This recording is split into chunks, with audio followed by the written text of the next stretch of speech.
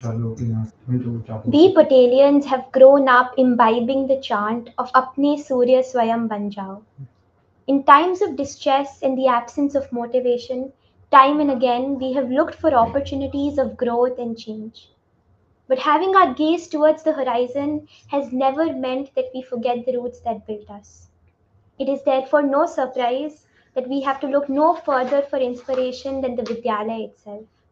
In light of this, the Students' Executive brings to you Pratidhwani, an echo from the past, a platform for all of us to interact with our illustrious alumni and engage in conversation with them about their journey so far. For the first ever alumni interaction in this series, we have with us Mr. VIDYUT Mohan, who graduated from the Vidyalaya in 2009. He was a dedicated and active member of the executive, a sincere student who balanced studies with extracurriculars exceptionally well. Dedicated towards fighting climate change, Mr. Mohan is an entrepreneur, engineer, and innovator who is passionate and focused towards building socially sustainable models to fight interdisciplinary energy problems. Currently, he is the co-founder and CEO of Takachar, a social enterprise enabling farmers to prevent open burning of their waste farm residues. A 2019 Echoing Green Fellow, a 2020 Forbes 30 Under 30 awardee, and UNEP Young Champion of the Earth 2020, Vidyut Bhaiya never misses a chance to come up with creative and visionary solutions. In 2021, he was among the 5 global winners for the inaugural Earthshot Prize, also known as the Eco Oscars. We are so happy to have you with us. You are truly an inspiration to us all young Patelians who aim to fight climate change issues by putting waste to use. Before we begin, we would like to encourage everyone in the audience to send their questions in through the live chat. We will be having a live question and answer session at the end of the interaction. So we would like to begin today's interaction by going back right to where it all began for you and talk a little bit about your school days. So are you ready to begin? Yeah, definitely. And thank you so much for such a nice introduction. And it feels great to be back in school, although virtually, and look forward to be there physically soon also. And yeah, my school, I think my most fondest memories out of school and college are probably in school because I've spent a long time in school, right from nursery to class 12. And I think a lot of me, of whom I am and my personality was shaped by the school, by my teachers, of course, and also students and peers, right from the junior school to middle school to senior school. So I have a lot, I have a lot that, I have to thank the school for. Definitely, Bhaiya. So the first question that we would like to ask is, what was the most memorable moment of your school life? The most memorable moment of my school life, I would say, I think there's no one particular moment, but I think all these CAs that used to happen, then the entire activity week, I used to always cherish that. Then the elocution and the recitation competitions during activity week, because I used to always participate in that, and because that was I had the highest chance of getting a merit card in that. Then some of the races that you used to do in the activity week, like 400 meters, I used to always look forward to that. Then SAC, Science Activity Center, I used to love that as well. And time spent in the canteen in between classes, and some school trips as well. I think those are some of the memories that I really cherish. Definitely, Bhaiya. That's wonderful to know. Now, that's something that you did get to do. So, what is one thing that you always wanted to try out but never got a chance during your school life?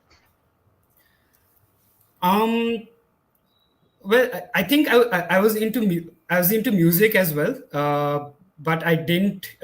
So I played tabla, but I didn't venture into that too much in school. I was also a very shy kid in school, so uh, I didn't really venture into music in school that had to put me on stage.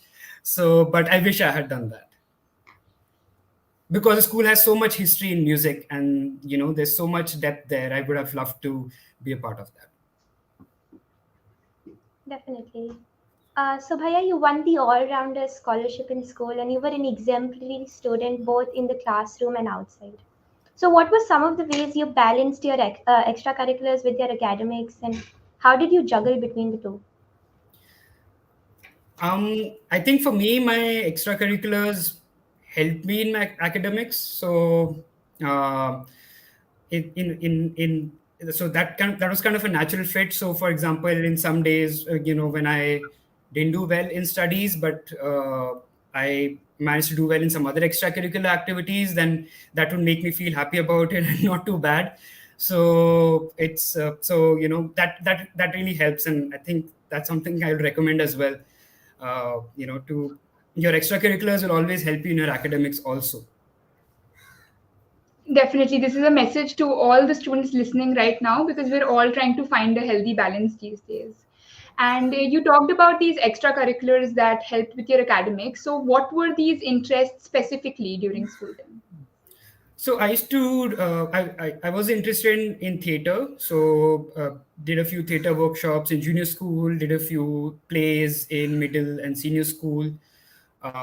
Then sports, in athletics, some track and field events, and also elocution and recitation competitions. And I don't know if executive is counted as extracurricular, but I really enjoyed being part of the executive as well. And I think a lot of the organizing skills I started picking up in the executive, both in ninth class as well as in the 11th class. Yeah, we'll count the executive as an extracurricular for you, Bhaiya.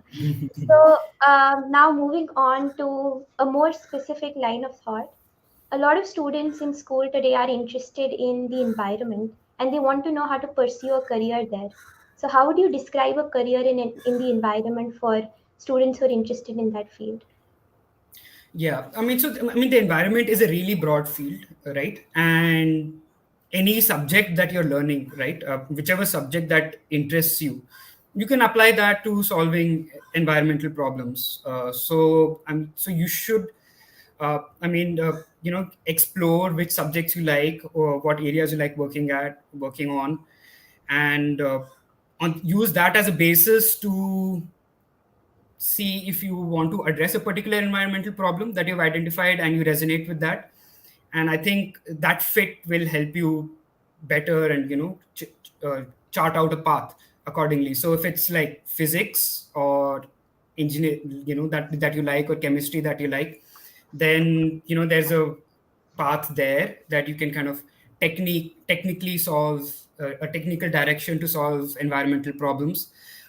If you are if you're into commerce or business, or generally you like organizing things, then just general entrepreneurship, or just mobilizing people, and to mobilizing people, gathering resources to solve something that doesn't have that level of support in the world. That's another field there. You can also use the humanities to do that, right?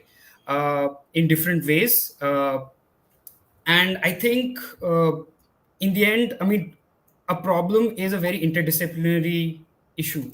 You cannot just solve it with one particular field.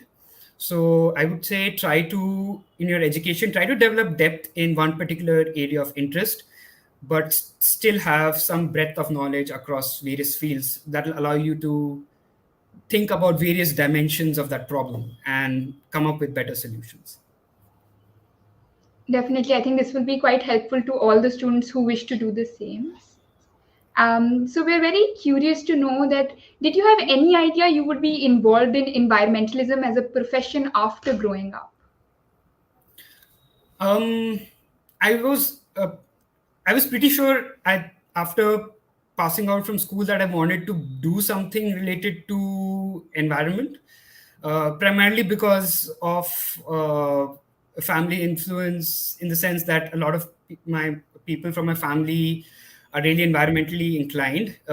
So, including my parents, my uncle, etc. So, I mean, I was always drawn to that field, and I wanted to, and I'd taken up science in school, right? And I was really good in some aspects of physics and chemistry, and not that good in some aspects of physics and chemistry. So I was good in all the mechanical related things, rather than some of the electrical or computer science related things. So I was pretty sure that I wanted to do mechanical engineering in that sense, and that kind of also I felt would be a good fit with the energy and renewable energy prospects in the future for me.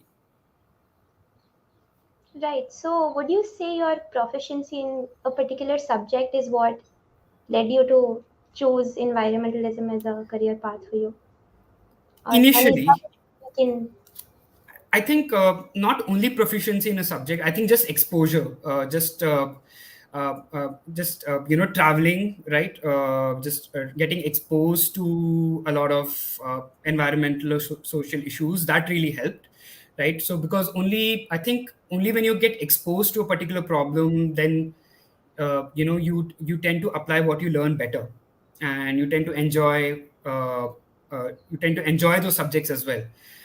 So I think a lot of the travel that we did while growing up with family and being exposed during those journeys and travels really helped me, for sure. And also, yeah, I mean, there were some subjects that naturally came to me. Um, so that also kind of initially nudged me to go in a particular direction. But as I got older, I realized to also I mean, for to work on what I like, I'll have to study other things that I may not be completely comfortable with. I might just have to put more effort to study that. Yeah, I think this is a just a calling for all of us to look in the direction that interests us.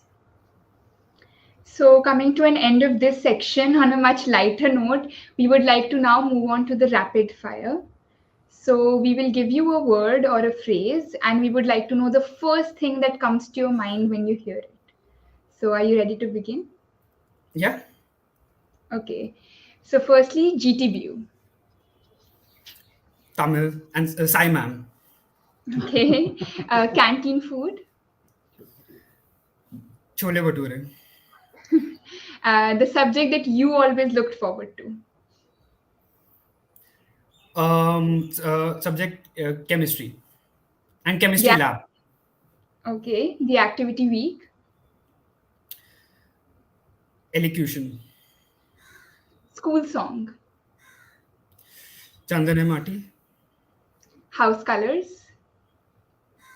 Blue Niti House. Your favorite spot in school. Sorry, can you repeat that again? Your favorite spot in school. Favorite sport in school. Your favorite spot in school. The 400-meter race, because I've won a couple of merit cards on that. Okay. Your favorite spot in school, like a location. Oh, spot. Okay. Favorite spot in school. I think a lot of time was spent. I think the basketball court and the playground, where we played football. Yes.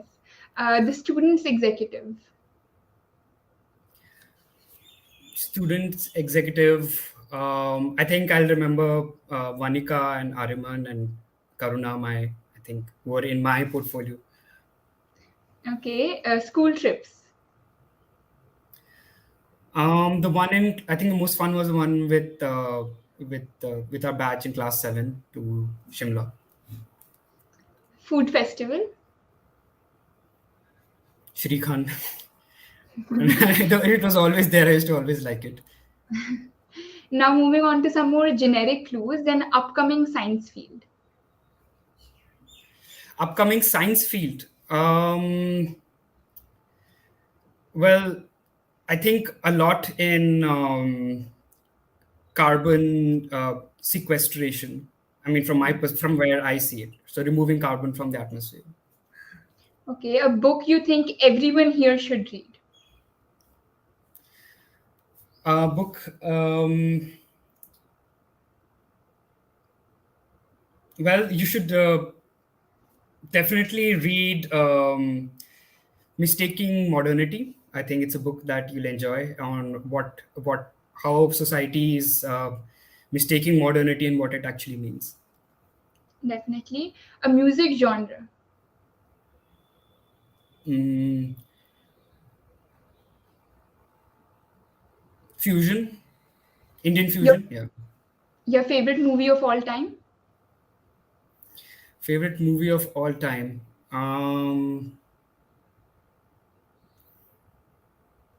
I like October Sky. It's a movie about building rockets and sending it to space. Your entrepreneur idol? Harish Hande founded Selco. Okay. Your favorite sports team?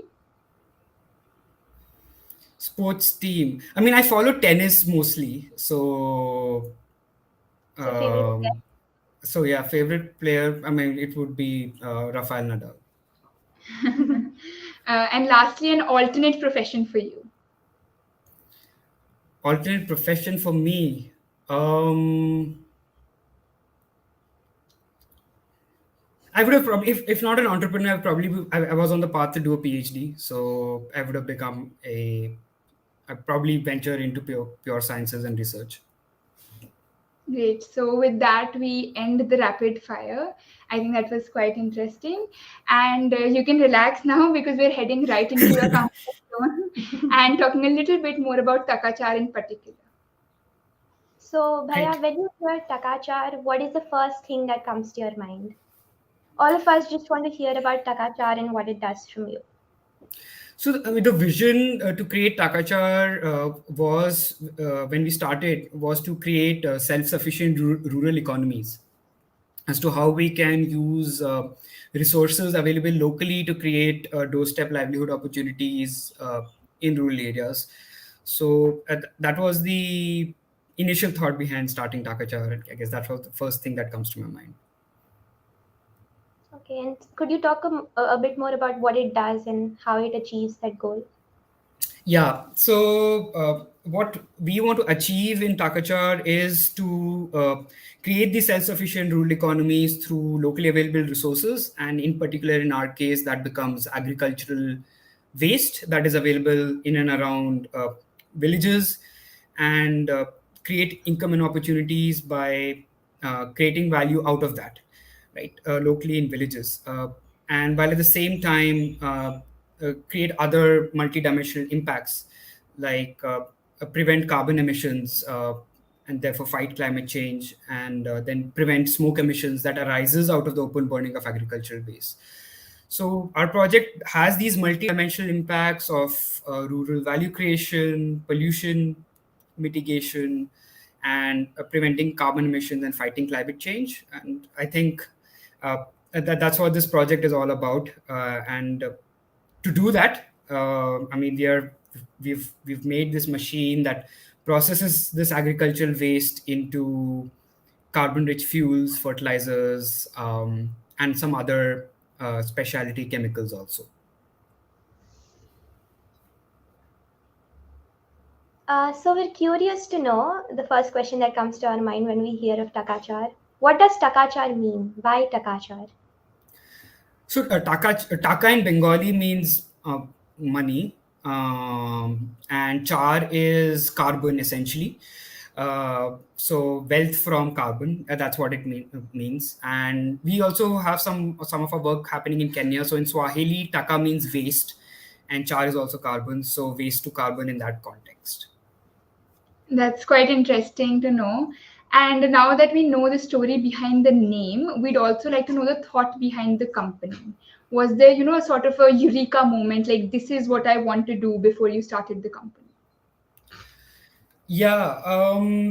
Yeah, so the Eureka movement took some doing. So, I mean, it was during my master thesis that I was entering purely into biomass as a field, purely for academic reasons, primarily because uh, I felt that it had what I learned in university was it has a lot of potential, but it wasn't reaching that potential due to various technical reasons, and I wanted to explore that further in my master's thesis. And just for context, my master's program was on sustainable energy technologies, where in the first year we got exposed to various energy technologies, be it solar, wind, um, batteries, nuclear power, hydrogen, etc. And then in the second year, you have to choose a thesis and specialize. And I felt that I biomass was a field that was kind of had a lot of potential in terms of climate impact, but no one was working on it, or it wasn't scaling up to that level. So I decided to explore that further, purely as an academic interest. Uh, uh, but I mean, during my when I was planning my thesis out.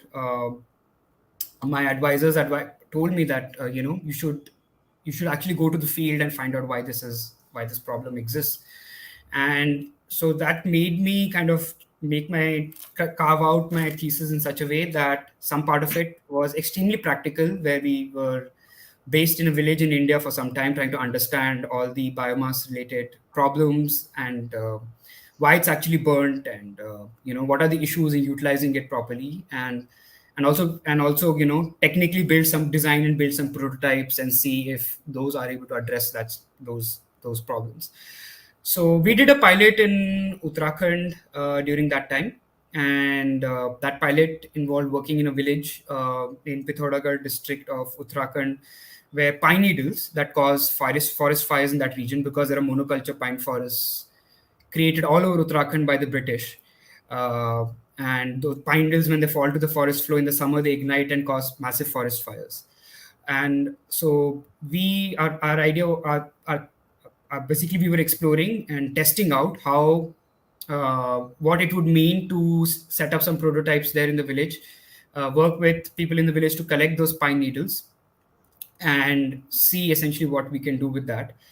And so we worked with a group of 14 people locally in the village, set up a small plant there, and about 5 tons of pine needles were collected, and that was processed and converted into fuel and then sold to a local dhaba there, essentially to close the loop. And the experiences and impact of that pilot were pretty had a significant impact on me. So after the pilot, we did interviews, and we learned a lot of things of how this doorstep livelihood opportunity helped people double their income for the month. Uh, and Whereas otherwise they would have to walk 5 kilometers to find labor work, which often is not available. And farming is subsistence in nature over there, and it doesn't really fetch any income.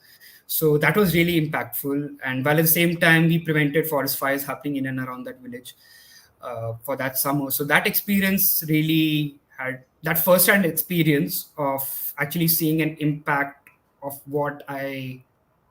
of applying what I'm learning in university, really changed how I wanted to approach my thesis. And after submitting my thesis, I just didn't want it to lie in in in the digital shelf in the university. I wanted to take it forward and see if this can actually be implemented on the ground. I think you're a fine example of how, if you have an idea, you just go about and you implement it and you dedicate everything to it. So Bhaiya, we want to know, when you were trying out the machine at the grassroots level, what was the reaction of the community, the local community there? Like, what did they have to say about it? Were there some initial hesitations? Yeah, I mean, so the local community, of course, I mean, there were initial hesitations, of course. I mean, who are these people who've come to our village to set up this plant, right? So, I mean, I'm an outsider from the city, not from that area. So it did take a lot of time and effort on our part um, to make ourselves comfortable with them and them with us and establish that trust.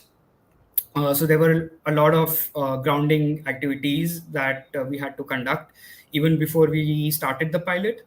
And we also had to take the help of local organization that has a good rapport with the community there, so that we are introduced to them in the right way. I think that was the most crucial step for us to do, and for them to be comfortable with us, so that they will be able to share that space with us, but also are comfortable talking to us, so that we are able to learn more and understand more about their needs and their requirements to feed that back into the development of the technology or product. Right. So, for the tech enthusiasts in the audience, could you give us a brief on how the technology works? Right. So, I mean, the technology is actually quite simple. It's adapted from the process of roasting coffee beans. So, essentially, instead of roasting coffee beans, we are roasting biomass, and we essentially control the amount of air that we feed in the roasting process.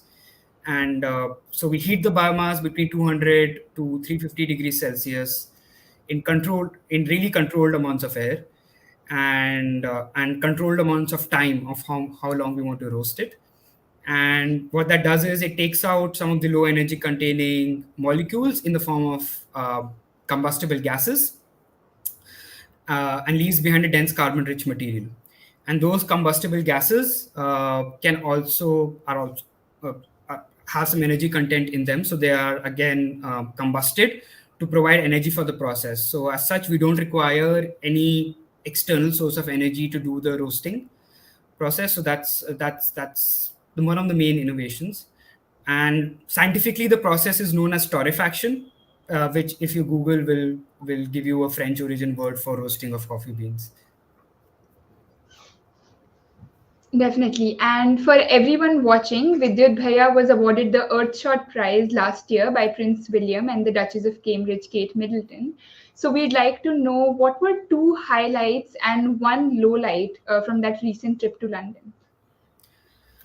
I think the biggest highlight for us and me personally was meeting some really big stakeholders or potential partners, like senior people from various governments, be it India or other countries as well, and also senior people from some really large corporations, and getting in touch with them to see if we can work together. So I think that gave a really good platform for that. Um, Apart from that, another key highlight of the entire project was also, another key highlight of visit to London was also uh, highlighting our project on a global platform. I think it did that pretty well and helped highlight the problem that we are working on and also our own work.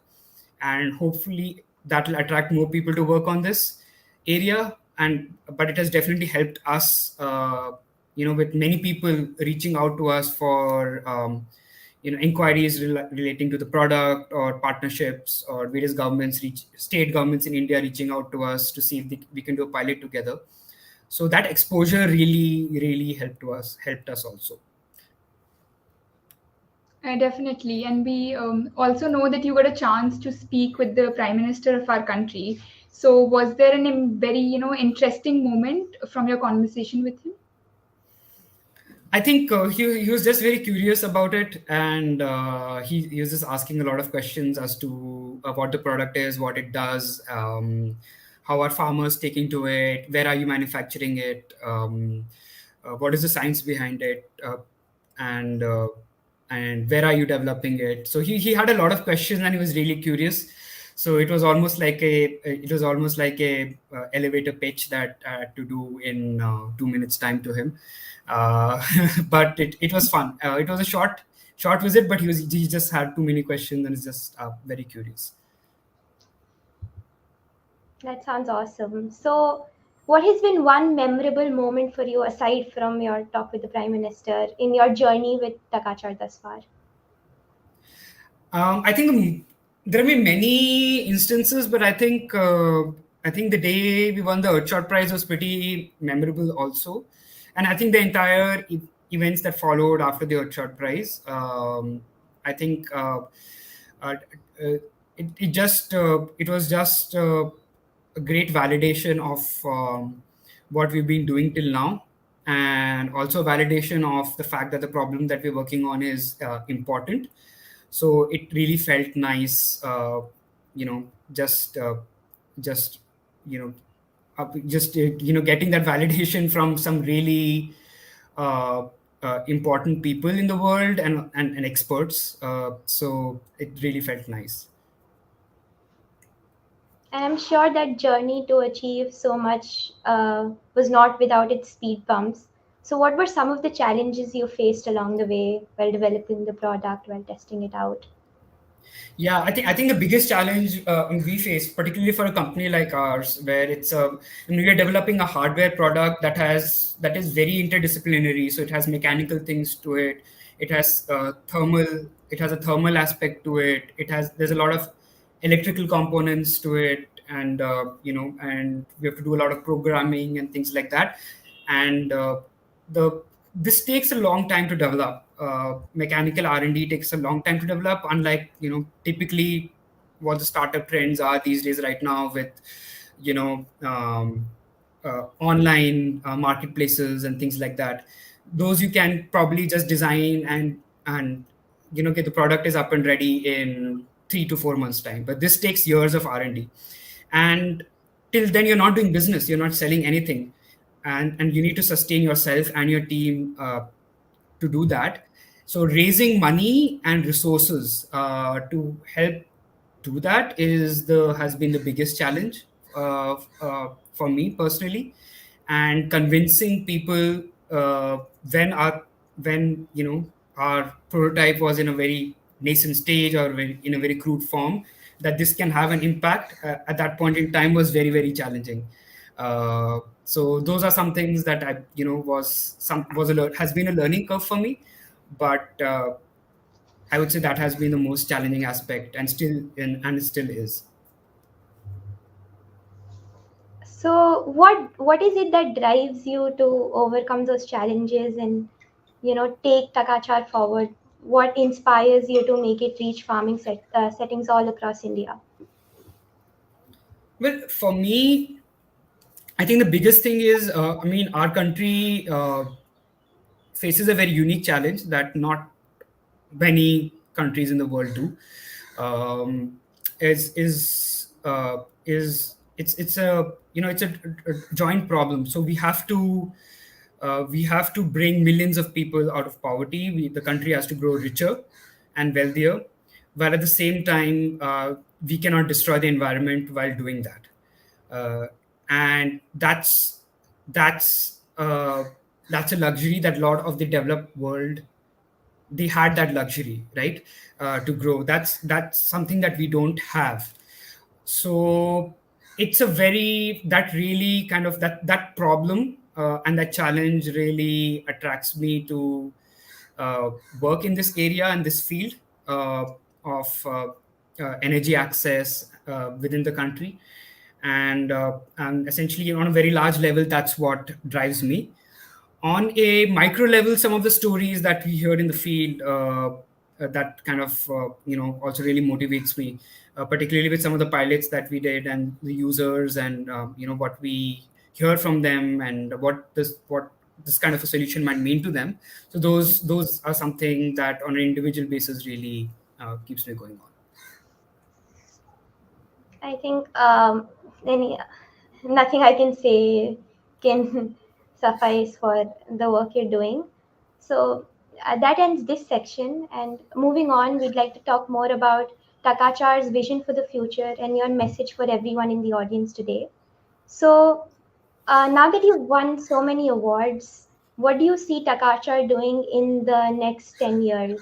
So what's your next 10-year plan and how are you going to go about its implementation? I think that next 10 years are going to be about scaling our solutions, and creating those self-sufficient rural economies in not really in India, but various parts of the world. So we will set the foundation to scale our solution over the next year or two, and use that as a basis to replicate it all across the world. And we want to create those doorstep livelihood opportunities with rural communities there, but also at that same time make a significant dent in the amount of carbon we are mitigating and sequestering and the pollution that we're reducing. So, I mean, on a numbers basis, I mean, it's something. I mean, we have a target of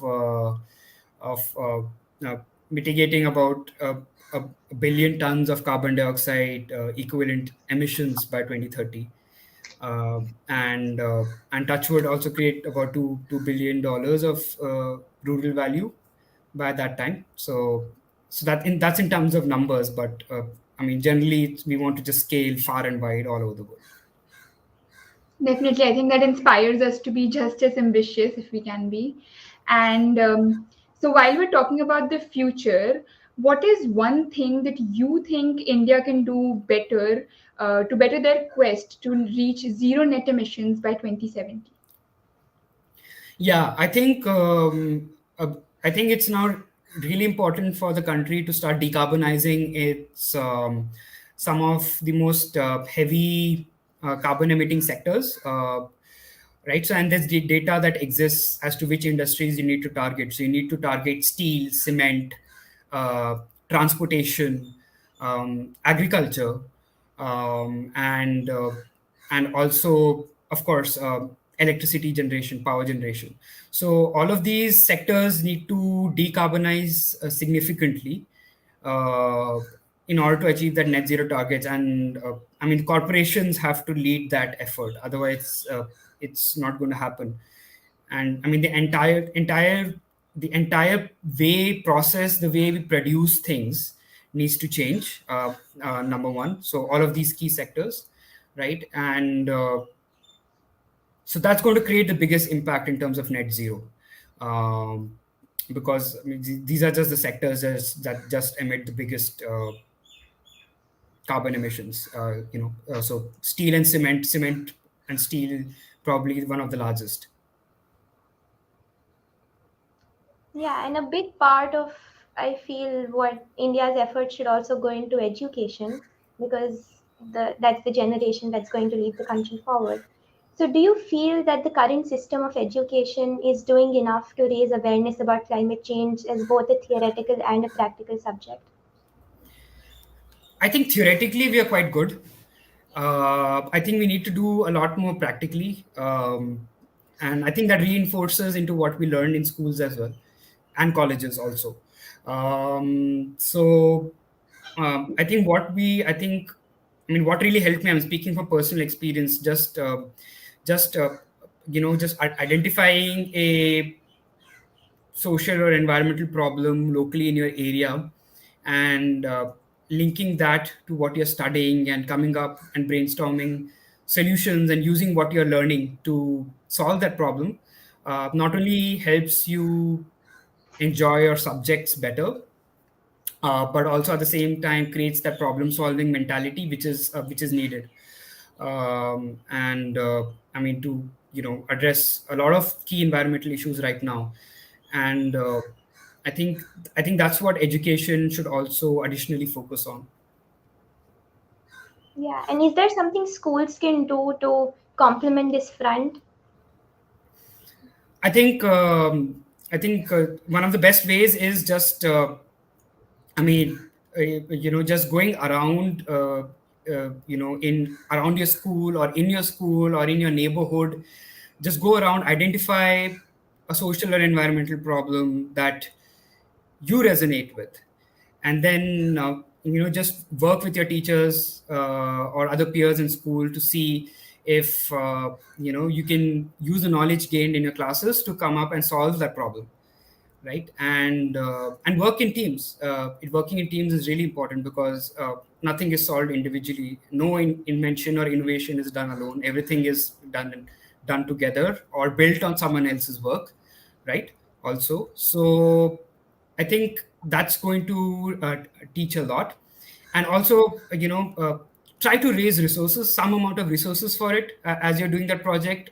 So I guess try to convince someone that your project is worth being funded, because it's solving an important problem. Even if it's like 5,000 rupees or 10,000 rupees, that's how much is going to do the project. But uh, don't try to put your own money in that.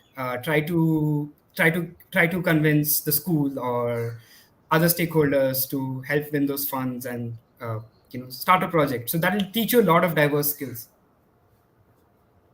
Absolutely. And lastly, but certainly not the least, what is one piece of advice that you'd like to impart today to all the students watching us right now? I think I'll just reiterate. I mean, my previous point that if you'll enjoy your subjects more, if you link what you're learning to an actual problem that you're interested in, right, social or environmental, and you'll be able to directly relate as to what you're learning, where it applies. So always try to do that as much as much as possible, and that will really, and if you're good in your basics and fundamentals, then that will make you better in addressing those problems later on when you go to college or even beyond. So always practically try to apply what you're learning. Right. Never leave it to an exam, or just don't end it at the exam. So, what do you think are some of the ways students can use that knowledge? How can they practically apply it? Um, I mean, go to your. I mean, just identify in and around your neighborhood, right? So identify what is the key environmental problem around your neighborhood, or in your school, around your school, or a social problem around your neighborhood that you are probably attracted to, and try to understand that problem in a lot of detail as to why that is happening first, right? Before even thinking of a solution, and then then come back to school and see if you're learning physics, right, or chemistry, or say if you're learning sociology, right, how can you use what you have learned in those to come up with a unique solution, right, or a service, or some idea to address that problem, and work with your teachers, with your peers, to do that. But I think the first step is to venture out of the classroom, or your home, and going out into the real world to get a feel of what real problems look like. Definitely. Thank you so much, Bhaiya. Now, I would like to hand over the program to Rabia, who would be conducting the live question and answer session.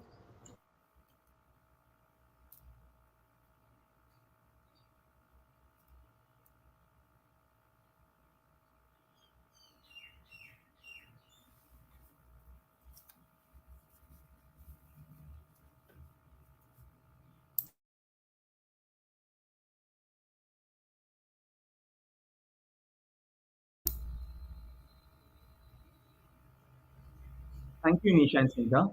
Good afternoon, Bhaiya. We'll start with the questions from the audience directly. So, what value addition you made to the domestic and agricultural wastes? Yeah, so we work predominantly on agricultural waste, and what our equipment does is these are small scale, low cost, portable equipment that can be just directly taken to farms to process those wastes.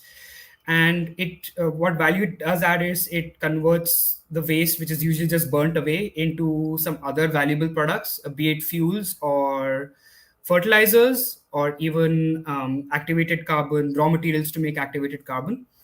And also at the same time, you're processing the waste in situ. So biomass is very loose, bulky, and wet material. It's very costly to transport it. It's very voluminous. So that's one of the reasons that the productive utilization of agricultural waste hasn't scaled. So our machine processes it in situ where it is. So we bring the machine to where the waste is, instead of transporting the waste, which is at times up to 50% water. Uh, and so that reduces the logistics cost tremendously. Okay, so second, how do you manage the other non biodegradable waste while creating the products? So we work predominantly with agricultural waste. So these can be rice straw, rice husks, coconut shells, sugarcane trash, or even forest waste like pine needles that I talked about earlier, that are truly a waste and get burnt up in forest fires and are a man-made problem. We don't particularly work with plastics or other non-biodegradable wastes. at the moment. But in our machine, we have tried to design as much as possible equipments uh, that can be recycled or utilized or have a very long life and then can be recycled. So we've made sure in our product uh, that we are doing as much as possible to not introduce toxic materials into the value chain and materials that can be recycled pretty easily. Okay, so Delhi faces a problem of extreme pollution too, which is increasing with each passing year. So, can the biomass management solution provided by Takachar assist in this? So we are working right now on a pilot with the World Food Program to utilize rice straw in the villages itself to produce fertilizers. And currently, that we're doing that pilot and we're testing out the fertilizer product right now. And our machine is actually going to the field early next month for those trials. And yeah, the idea is to do this pilot and create the right business model needed that we can replicate across Punjab and Haryana. Having said that, the rice straw burning problem is it generate. There's about 40 million tons of rice straw generated in a period of a month in Punjab and Haryana. So that's a lot of rice straw to deal with. So it's not like our solution will be able to address all of that immediately. We need a lot of people to get into this and you know and to work on this in order to have an impact earlier. Okay, so coming back to our school, you grew up in SPV, a green school full of trees. Did it influence your career choice? I mean, the school definitely had a very, very big impact. Of course, the entire school atmosphere and the environment uh, is very green, but also we had, I mean, right from nursery, I think, I mean, we had always some environmental related project or thing happening, either in school itself or outside, wherever we went for, projects or class trips. And in SAC, for example, and and of course the teachers also imparted that knowledge and that those values in students in their teaching, going over and above what is taught in the curriculum. So the teachers had a very, very big role to play. And also things like the Prakriti Club, which was started during our time in the executive, uh, I think that had a very big impact as well. Okay, so last, as an innovator, what do you feel are the steps required for a successful innovation? I think the most important step is, the biggest mistake that innovators make is they first make the solution and then they try to solve a problem using that solution, which most of the times ends up in being wrong, right? So it may be a very good academic project that you've done in the lab or in the university, but it never finds light of day with end users and it never gets scaled up. So it's pretty much like hitting a hammer to a nail. So what you need to do is forget about your solution or whatever you think of in the beginning. Just try to understand what is that problem and why is that happening to a very detailed level, and use that as a basis to work backwards and think of a solution. And I think one should think of our careers also in that way, as to what skills you want to acquire over your career and to solve what problem. Okay, thank you. I would now like to invite Principal Ma'am to say a few words. Good afternoon, everyone. And Vidyut, our guest for the day. And it's so very, very nice, Vidyut, when our own come back to share Gyan. We really value it more than we would if it were to come from anyone else, because we know it's doable for us. Growing up at the Vidyalaya, the little ones in nursery and the primary school often talk about problems of the world, sharing what is wrong and how they would like to right it. Your teachers indulgently draw those words out from you and encourage you by asking questions, sharing stories to motivate you. And you describe with such passion how you would set the world right when you are all grown up. Many charged talking points are shared between friends, and the older ones look on, sharing an indulgent smile now and then to say the idealism of the young. It gives us teachers great pleasure to see all young ones take time through the growing up years to know yourselves, to know where your passion and your commitment really lie. And then, with determination and hard work, develop these talking points onto not just a passion but a way of life. In Vidyut, you meet an alumni today who took all those talking points and brought them to a meaningful solution by developing a method of reducing air pollution, a problem that all of us in Delhi have been battling through not just the past years, but we continue to battle even harder every day as the years go by. We are overjoyed at your success and recognition, Vidyut, and we wish you many more wonderful accolades come your way. Your hard work and determination will drive you to greater heights, we are sure, and more power to you from all of us at the Vidyalaya. I'm sure to all the young ones listening that would be one of the first ones to point out to the students of his alma mater that the world that we live in is almost at a tipping point. I'd say it's quite at the tipping point, where the cost of inaction from each one of us far outweighs the cost of action. It's time for all of us, it's long been time actually, for all of us to bring our best side forward and work for environmental problems. Further, all of you have also learned at school to ask questions. Persevere and process, validify answers, not just with information, but with knowledge. Because sometimes the actions take us in the wrong sphere.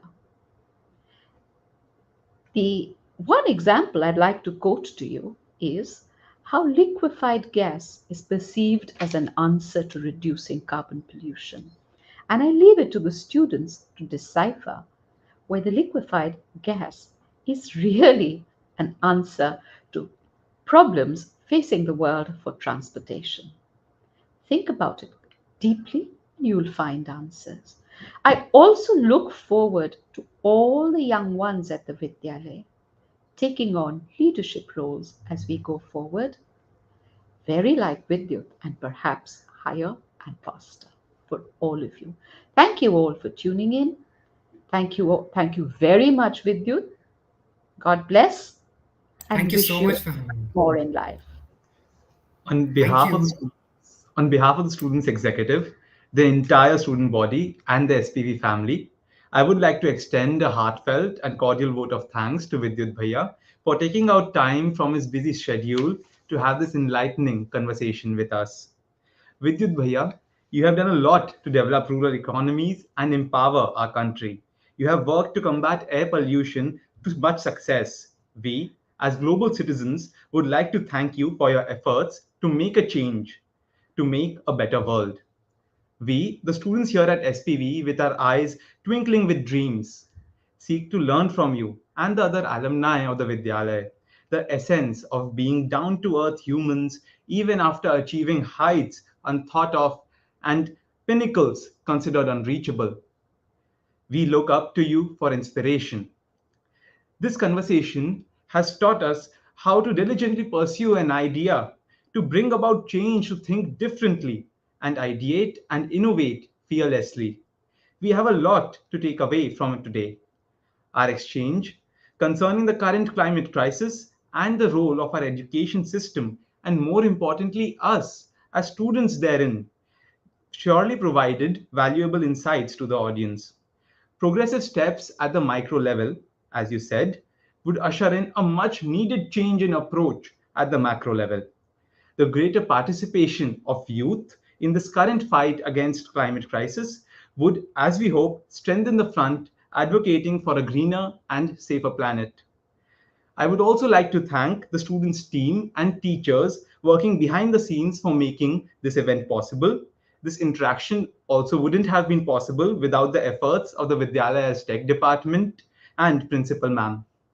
With this, we end the inaugural interaction under the broader series Pratidhwani. Thank you all.